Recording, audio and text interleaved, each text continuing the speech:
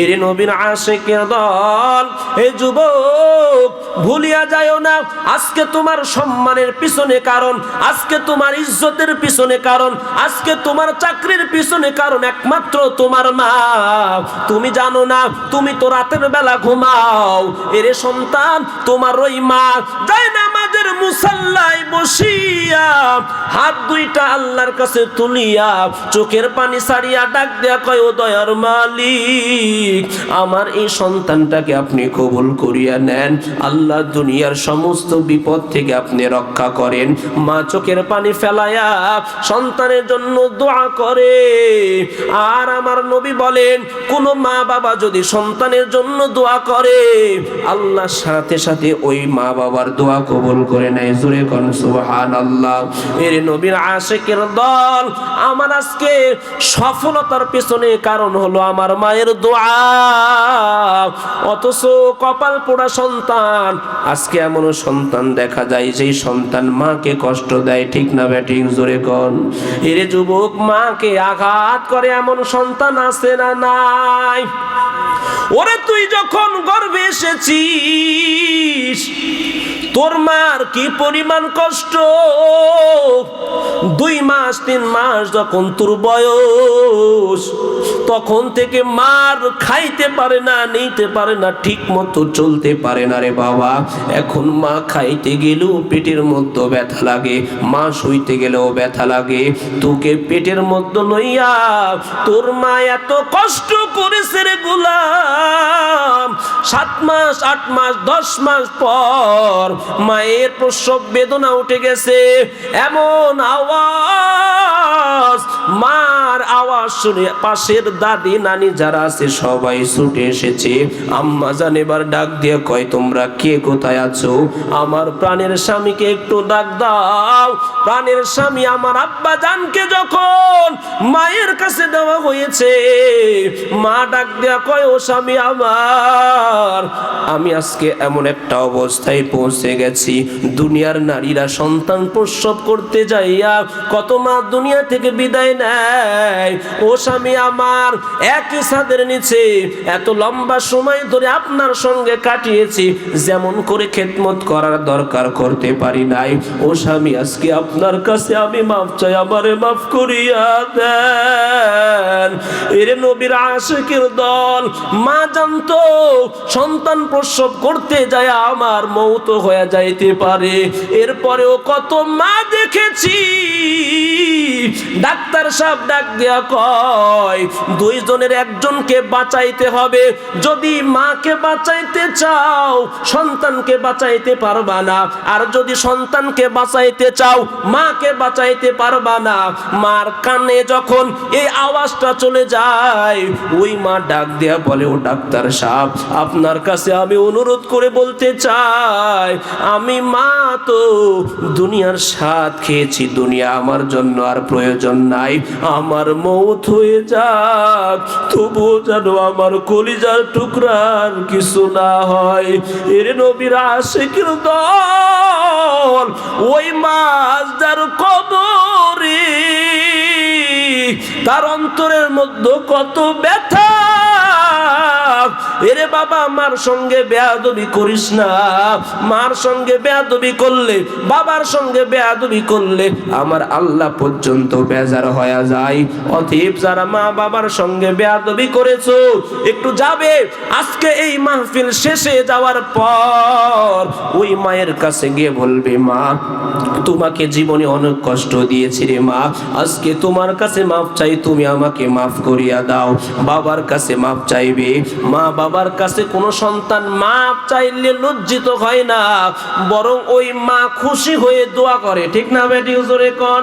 মা যার নাই দুনিয়া থেকে বিদায় নিয়েছে, বাবা যার দুনিয়া থেকে বিদায় নিয়েছে, অন্তত কবরের পাশে দাঁড়াও, কবরের পাশে দাঁড়ায় একটু মা বাবার জন্য দোয়া করো।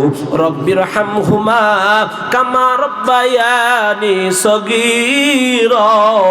আর ডাক দেয়া বলো, মালিক, আমার মা আমার জন্য যেই পরিমাণ কষ্ট করেছে, আমি আমার মায়ের জন্য কিছুই করতে পারি না।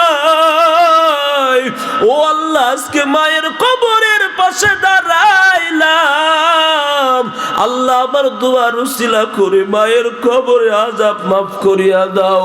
ও আল্লাহ, মায়ের কবর থেকে জান্নাত পর্যন্ত রাস্তা বানায়া দাও। ময়দানে মাহশারে আমার মাকে আরশে আজিমের তলে জায়গা দান করে দাও। এমন দোয়া করা যাবে কিনা বলেন? এর নবীর আশিকের দল, ওই মার মতো আপন কেউ হবে না। মার জন্য একটু দোয়া করা যাবে তো ইনশাআল্লাহ। জীবনে মূল কষ্ট মায়ের প্রসব বেদনায়, সাত আসমান সাত জমিন তখন মায়েরই মাথায়। এমন মাকে কেমনে আজি, এমন মাকে কেমনে আজি যাব আমি ভুলিয়া। ও আমার প্রাণের মা, মা গো মা, কোথায় গেলে মোরে সারিয়া। জন্ম দুঃখী এতিম আমি, চাই না কেহ ফিরিয়া। আমি যখন ছিলাম আমার মায়েরই উদরে, চলাফেরা করতে যে মায় কত কষ্ট করে। আমার সুন্দর মুখ দেখে মায়ের, আমার সুন্দর মুখ দেখে মায়ের ব্যথা যায় যে হাসাইয়া। ও আমার প্রাণের মা, মা গো মা, কোথায় গেলে মোরে সারিয়া। জন্ম দুঃখী এতিম আমি, চাই না কেহ ফিরিয়া। মাগো আমি এতিম বলে সবাই দেয় তাড়াইয়া, দুঃখের সাথে দিন কাটাই মা পেটে খোদা নিয়া। ঘুমের ঘরে মাকে দেখে, ঘুমের ঘরে মাকে দেখে কেন্দে দেয় বুক ভাসায়া। ও আমার প্রাণের মা, মা গো মা, কোথায় গেলে মোরে সারিয়া। জন্ম দুঃখী এতিম আমি, চাই না কেহ ফিরিয়া। মায়ের কাছ থেকে দোয়া নেওয়া যাবে তো ইনশাআল্লাহ? নেওয়া যাবে তো ইনশাআল্লাহ? আল্লাহ সবাইকে কবুল করেন, বলেন আমিন। মনে আছে যুবকটা কি করতেছে? গুহার ভিতর থেকে কার কাছে দোয়া করতেছে? জোরে বলেন, কার কাছে দোয়া করতেছে? প্রথম যুবক দোয়া করলো, আল্লাহ এই যে মা বাবার খেদমত করেছি, এই আমলটা যদি আপনার দরবারে পছন্দ হয়, মেহেরবানি করে পাথরের এই বিপদ থেকে আমাদেরকে রক্ষা করে। আল্লাহ দোয়া কবুল করে নিয়েছেন, জোরে কোন সুবহানাল্লাহ। সাথে সাথে পাথরটা একটু সরে গিয়েছে, কিন্তু যেই পরিমাণ সরে গিয়েছে তার দ্বারা বের হওয়া সম্ভব নয়। দ্বিতীয় আল্লাহর বান্দা যুবক আল্লাহর কাছে এবার দোয়া শুরু করেছে। আল্লাহর কাছে দোয়া করলেন, ও দয়ার মালিক, আমার একজন চাচাতো বোন ছিল, আমি আমার চাচাতো বোনকে এত মহব্বত করতাম, এত ভালোবাসতাম। আমার চাচাতো বোনকে আমি একবারও, চাচাতো বোনকে আমি বললাম, ও আমার চাচাতো বোন, আমি তোমাকে 120 দিরহাম দিতে চাই। কত দিরহাম বলেন? 120 দিরহাম তোমাকে দিতে চাই, বিনিময়ে আমি তোমার সঙ্গে একটু মিলিত হতে চাই। চাচাতো বোন ডাক দিয়ে কয়, এরে আমার ভাই, তুমি যদি আমার সঙ্গে মিলিত হতে চাও তাইলে যেইভাবে হালাল পন্থায় একজন মুসলমান নারী পুরুষ একসাথে মিলিত হয়, তুমি চাইলে আমার বাবা মার অনুমতি নিয়ে তুমি আমাকে বিবাহ করতে পারো। এর বাইরে তুমি আমাকে নষ্ট করতে পারো না, কারণ ইত্তাকুল্লাহ, আল্লাহকে ভয় করো। কাকে ভয় করতে হবে? আল্লাহ। যুবকটা ডাক দেয়া কয়, ও মালিক, গুনাহ করার জন্য আমি যখন চাচাতো বোনের কিনারায় গেলাম, আমার চাচাতো বোন যখন বলেছে ইত্তাকুল্লাহ, আমার অন্তরের মধ্যে ভয় চলে আসছে। ও মালিক, তখন আমি তাকে ছেড়ে দিয়েছি একমাত্র আপনার ভয়।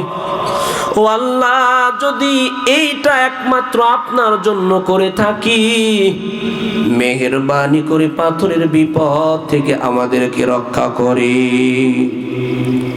আল্লাহ সাথে সাথে দোয়া কবুল করে নিলেন। পাথরটা আরো কিছু সরে গেল, কিন্তু বের হওয়া সম্ভব নয়। তৃতীয় যুবক দোয়া শুরু করলেন, ও দয়ার মালিক, আমি আমার জীবনে তেমন কোনো আমল করি নাই, তবে আমি আমার জীবনে একটা আমল করেছি। ডাক দেয়া কয়, ও মালিক, কিছু মানুষ আমার বাড়িতে কাজ করত, কিছু শ্রমিক। এই শ্রমিকগুলো কাজ করে শেষ করার পর সবাইকে পারিশ্রমিক দিয়ে দিলাম, কিন্তু একজন শ্রমিক পারিশ্রমিক না নিয়েই বিদায় নিলেন। ও আল্লাহ, ওই শ্রমিকের পারিশ্রমিকটা আমি নষ্ট করি নাই, ওই টাকা দিয়ে আমি একটা বরকির বাচ্চা ক্রয় করলাম, এরপরে এটা লালিত পালিত করতে থাকলাম। এখান থেকে বাচ্চা হওয়ার পরে এক সময় একটা বরকির পাল হয়ে গেল। জোরে কোন সুবহানাল্লাহ। হঠাৎ করে ওই যুবকটা একদিন এসে ডাক দেয়, আমার পারিশ্রমিক আমাকে ফিরিয়ে দেন। লোকটা ডাক দেয়া কয়, হে যুবক, ওই যে সামনে যতগুলো বরকির পাল দেখতেছো সবগুলো তোমার, সব তুমি নিয়ে যাও। যুবকটা বিশ্বাস করতে পারে না, ডাক দেয়া কয়, আপনি কি আমার সঙ্গে ঠাট্টা করেন? লোকটা ডাক দেয়া কয়, না রে যুবক, না, তোমার এই অর্থ দিয়ে বরকি ক্রয় করে আজকে এতগুলো বরকি হয়েছে, সবগুলো তোমার, নিয়ে যাও। যুবকটা নিয়ে চলে গেলেন। এইবার ডাক দিয়ে কয়, মালিক, এই আমলটা যদি একমাত্র আপনার সন্তুষ্টির জন্য করে থাকি, পাথরের বিপদ থেকে আমাদের মুক্তি দান করে। আল্লাহ তাআলা দোয়া কবুল করে নিলেন। সাথে সাথে পাথরটা সম্পূর্ণ সরে গেল। জোরে কোন সুবহানাল্লাহ। তিনটা যুবক বের হয়ে গেলেন, সেখান থেকে মুক্তি পেয়ে গেলেন। নেক আমল করিয়া করিয়া তুমি আর আমি যদি আল্লাহর কাছে দোয়া করতে পারি, আমার রব এমন দয়ালু রব, ওই রব নেক আমলের বিনিময়ে সাথে সাথে কবুল করে নেবে। ঠিক না বেটি? জোরে কোন। এর নবীর আশিকের দল, আমার আপনার রব এমন একটা রব, রব বলে, রে বান্দা, আমি তোরে জাহান্নামের জন্য বানাই নাই, বরং আমি তোরে বানাইছি জান্নাতের জন্য। এরে বান্দা, আমি আল্লাহ তোর এমন রব, তাকায় দেখ, তোরে যদি জাহান্নামের জন্যই বানাইতাম তাহলে আমি আল্লাহ জান্নাত বানাইতাম না। কিন্তু জান্নাত কেন বানাইছি? জান্নাত বানাইছি একমাত্র তোর জন্য। জোরে কোন সুবহানাল্লাহ। কারণ আমি আল্লাহর কোনো ছেলে নাই, মেয়ে নাই, আমি আল্লাহর কোনো আত্মীয় স্বজন নাই। লাম ইয়ালিদ ওয়া লাম ইউলাদ ওয়া লাম ইয়াকুল লাহু কুফুয়ান আহাদ। আল্লাহ বলে, আমার থেকে কেউ জন্ম নেয় নাই, আমিও কারো থেকে জন্ম নেই নাই। বল তাহলে জান্নাতটা কার জন্য বানাইলাম? আমি আল্লাহ তোর জন্য এত মেহেরবান, আমি আল্লাহ জান্নাতটা সরাসরি তোর জন্য বানাইলাম। আর এই জন্য রে গোলাম, তোর জন্য আমি আল্লাহ দুনিয়ার সব কিছু বানাইছি। জোরে কোন সুবহানাল্লাহ। আসমান বানাইছি তোর জন্য, জমিন বানাইছি তোর জন্য, ওয়াসাখখারা লাকুমুল লাইলা ওয়ান নাহার ওয়াশ-শামসা ওয়াল কমার, রাত বানাইছি তোর জন্য, দিন বানাইছি তোর জন্য, সব তোর অধীনে করে দিয়েছি। বান্দা শুধু কি এতটুকু, আমি আল্লাহ দুনিয়ার মধ্যে যত কিছু বানাইছি সব চাইতে সুন্দর করে বানাইছি তোরে। ওয়াত-তিনি ওয়াজ-যাইতুন ওয়া তুরি সিনিনা ওয়া হাযাল বালাদিল আমিন লাকাদ খালাকনাল ইনসানা ফি আহসানি তাকওয়িম। আল্লাহ বলে চারটা জিনিসের কসম করে আমি আল্লাহ বলেছি, জাইতুনের কসম, তিন ফলের কসম, নিরাপদ শহরের কসম, তুরে সিনার কসম করে আমি আল্লাহ বলেছি মানুষকে সব চাইতে সুন্দর করে বানিয়েছি। জোরে কোন সুবহানাল্লাহ। আমি আল্লাহ তোরে কত যত্ন করে বানাইছি জানো? এরে আল্লাহর বান্দা, জমিন থেকে প্রথম আসমানের দূরত্ব 500 বছরের রাস্তা। কত বছর? আবার এই প্রথম আসমানটা মোটা 500 বছরের রাস্তার সমান। প্রথম আসমান থেকে দ্বিতীয় আসমানের দূরত্ব 500 বছরের রাস্তা। আবার দ্বিতীয় আসমানটা 500 বছরের রাস্তার সমান মোটা। আবার ওই দ্বিতীয় আসমান থেকে তৃতীয় আসমানের দূরত্ব 500 বছরের রাস্তা। তৃতীয় আসমানটা মোটা 500 বছরের রাস্তার সমান। তৃতীয় আসমান থেকে চতুর্থ আসমান 500 বছরের রাস্তা। চতুর্থ আসমানটা আবার 500 বছরের রাস্তার সমান মোটা। আবার চতুর্থ আসমান থেকে পঞ্চম আসমান, পঞ্চম আসমান থেকে ষষ্ঠ আসমান 500 বছরের রাস্তা। ষষ্ঠ আসমান থেকে সপ্তম আসমান 500 বছরের রাস্তা। আমি আল্লাহ এই যে স্তরে স্তরে আসমান সাজাইলাম, 7 আসমান সাজাইলাম, 7 জমিন সাজাইলাম। এই 7 আসমান 7 জমিন সাজাইতে আমি আল্লাহর মাত্র 6 দিন সময় লেগেছে। আল্লাহু আকবার বলেন। কয়দিন সময় বলেন? 6 দিন সময়। আমি 6 দিনে আসমান জমিন বানাইলাম, কিন্তু তোরে এত যত্ন করে বানাইছি। এই 6 দিন লাগাইলাম আসমান জমিন বানাইতে, তোরে বানাইতে আমি আল্লাহ 6 মাস সময় লাগিয়েছি। কারণ বলে সব আমি বানিয়েছি কুন ফায়াকুনের মাধ্যমে, কিন্তু তোরে আমি 40 দিন সময় লাগায়া বানাইছি। জোরে কোন সুবহানাল্লাহ। ثم خلقنا النطفة علقة فخلقنا العلقة مضغة فخلقنا المضغة عظاما فخلقنا المضغة عظاما فكسونا العظام لحما ثم أنشأناه خلقا آخر فتبارك الله أحسن الخالقين.